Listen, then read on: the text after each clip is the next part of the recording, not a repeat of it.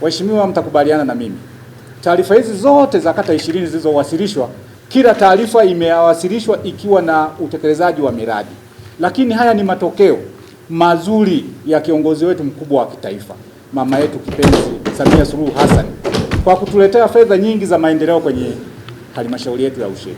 Jambo hili linaendana sambamba na kuwa na mbunge makini Mheshimiwa Emmanuel Peter Cherehani, naye huwa tukilia anaenda anatetea vizuri, na ndio maana tunapata fedha nyingi za maendeleo. Hadi sasa hali ya Ushetu, wanafunzi walioripoti kwa upande wa kidato cha kwanza ni nzuri, inaridhisha. Wanafunzi wamesharipoti karibia 80%.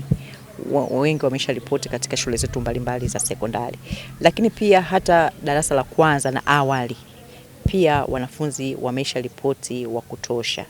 Kwa hiyo ni wasihi tu wazazi ambao na watoto wao bado majumbani, wakisha watoto hao wanawapeleka shule, lakini pia ni wataki watendaji wa kata pamoja na watendaji wa vijiji kuendelea kufuatilia watoto wote wanaotakiwa kwenda kuanza darasa la kwanza au awali, pamoja na wale wa kidato cha kwanza ambao bado wako majumbani waweze kufuatiliwa ili waweze kuripoti kwenye shule, kwa sababu shule zipo, madarasa tunayo ya kutosha pamoja na madawati. Kwanza, ushawishi mkubwa wa shule za msingi ni namna serikali ilivyosogeza huduma karibu.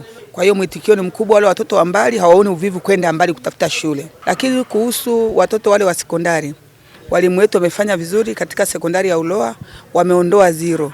Wazazi wamehamasika, na hivyo inapelekea hata wazazi wa maeneo mengine wanakuja kuomba nafasi kwenye kata yetu ya Uloa kwa sababu ya walimu kuondoa zero. Naitwa Mheshimiwa Sharifu Samuel Adriano, ni diwani wa kata ya Kinamapula.